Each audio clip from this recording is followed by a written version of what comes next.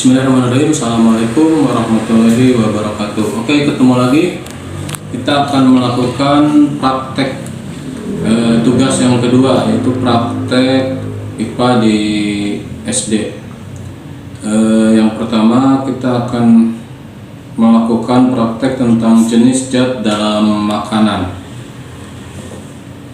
Nah, jenis zat dalam makanan ini kita akan mengelompokkan bagian makanan atau bahan makanan berdasarkan zat dan gizinya. Nanti ada karbo, protein, lemak, dan vitamin. Terus yang keduanya kita akan mengelompokkan jenis sayuran, dan yang berikutnya kita akan mengelompokkan atau membuat makanan 4 sehat 5 sempurna. Nah, dari pertama dulu kita akan mengelompokkan bahan makanan berdasarkan zat dan gizi. Ya, jadi makanan itu merupakan kebutuhan esensial bagi tubuh yang berfungsi sebagai sumber energi, zat pembangun, zat pengatur, zat gizi utama yang dibutuhkan tubuh terbagi menjadi karbohidrat, protein, lemak, vitamin, dan mineral. Dengan karbohidrat sendiri sumber energi untuk tubuh yang diutamakan, yaitu yang bisa langsung diproses oleh tubuh cepat dan bisa langsung dipakai oleh tubuh. Yang keduanya protein, zat pembangun dan pengatur. Protein hewani, daging, telur, dan protein nabati, tempe, tahu sama-sama penting untuk pertumbuhan dan perbaikan sel. Sedangkan lemak sumber cadangan energi dan pelarut vitamin, seperti vitamin A, D, dan E, dan vitamin K. Terdapat pada minyak alpukat dan kacang-kacangan, dan yang lain juga ada ya. Nah, pada vitamin dan mineral itu berfungsi sebagai zat pengatur fungsi tubuh. Biasanya banyak ditemukan pada sayuran-sayuran dan buah-buahan. Oke, kita mulai pada pengelompokan bahan makanan berdasarkan zat dan gizinya. Nah, jenis bahan makanan yang pertama ada nasi, ikan tongkol, minyak, singkong, singkong ya. Ini telur ayam sama ikan sapi. Ada tempe. Nih di videonya sini. Ya. Margarin,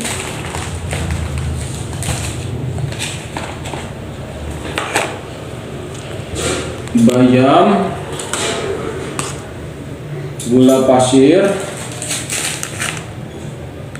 sama daging ayam. Nah, ini pengelompokan bahan makanan berdasarkan zat dan gizi. Mari kita lihat nasi, kita catat sebagai karbo, sedangkan ikan tongkol ini sebagai protein, dan makanan lemak telur ayam sama sebagai protein dan lemak, singkong karbohidrat, tempe sebagai mana tempenya nih sebagai protein, margarin sebagai lemak dan vitamin, bayam sebagai vitamin, gula pasir itu masuk ke karbo ya. Nah, sedangkan daging ayam protein dan lemak. Nanti ada proses pemasakannya, yaitu pakai minyak. Kalau minyak itu sendiri masuk pada lemak ya. Oke, kita sudah mengelompokkan bahan makanan berdasarkan zat dan gizinya ya. Kita masuk pada proses yang kedua, yaitu pengelompokan sayuran.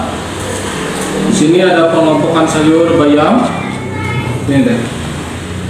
Ada wortel dan jagung.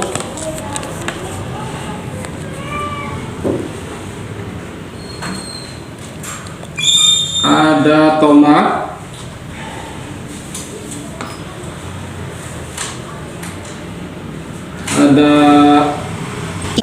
Ada kentang, toge,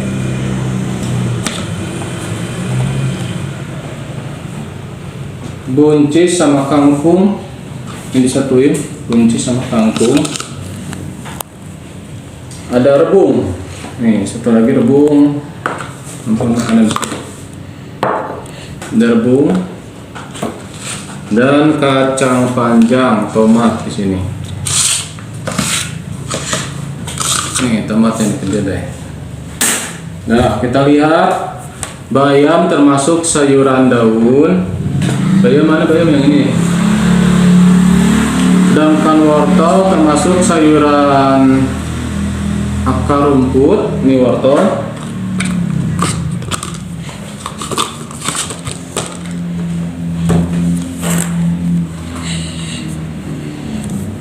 Tomat, sayuran buah,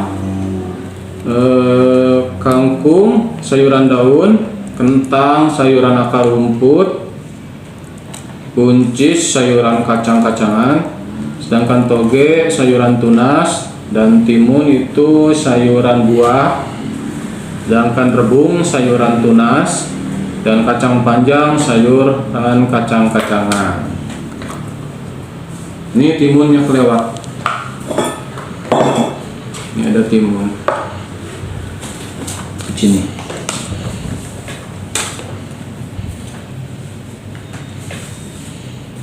Ya, itu pengelompokan sayuran ya berdasarkan jenisnya. Kita ketiga sekarang kita melakukan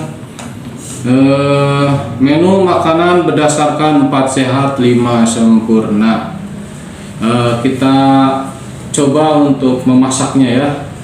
Kita coba memasak mulai nasi sudah ada, ikan goreng, nanti akan memasak tempe orek, sayur bening, dan buah. Nanti ada buah pisang dan susu cair ya. Ya, kita mulai lagi dari pengelompokan sayuran dan bahan makanan. Kita akan membuat menu makanan 4 sehat 5 sempurna. Yang dimana kita akan buat dari kelompok makanan dan bahan makanan itu nasi putih sudah ada, nanti ada jenis lauk pauk hewani yaitu ikan goreng ya, ikan goreng, terus tempe orek, terus sayur bening yaitu bahannya nanti ada bayam, ada kacang panjang, ada tomat, ada toge, dan ada buncis. Kita satuin jadi sayur bening. Ada juga buah-buahan yaitu nanti buah pisang. Ini buah pisangnya. Dan susu cair. Nah, ini bahan yang akan diolah buat praktek 4 sehat 5 sempurna. Kita mulai dari pembuatan makanan ikan goreng yang masuk pada protein dan lemak ya.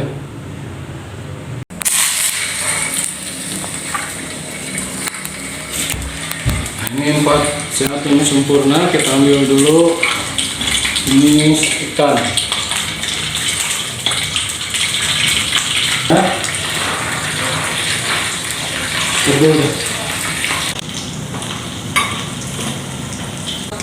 Nah, ini ikannya udah matang.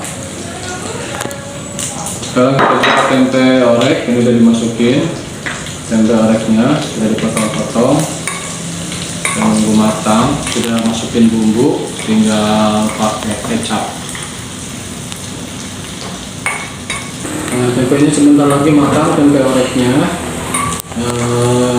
Kita tuangkan pada piring. Berikutnya kita bikin sayur bening ya. Nah, tuangkan airnya. Ini yang udah jadi baru tempe orek. Kita bayam udahnya langsung dipotong-potong, langsung kita masukin aja bayamnya, cukupnya, lalu buncis.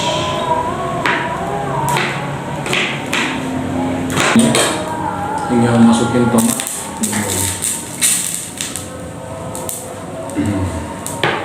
Kita masukin tomatnya.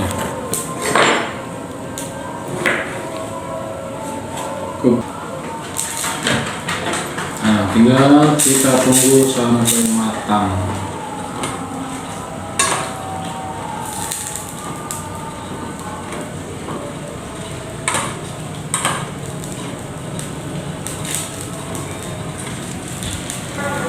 Oke, sayur beningnya sudah matang, sudah mendidih. Ya sini, sudah matang, sudah mendidih. Oke, kita ambil, turunkan, kita kumpulkan.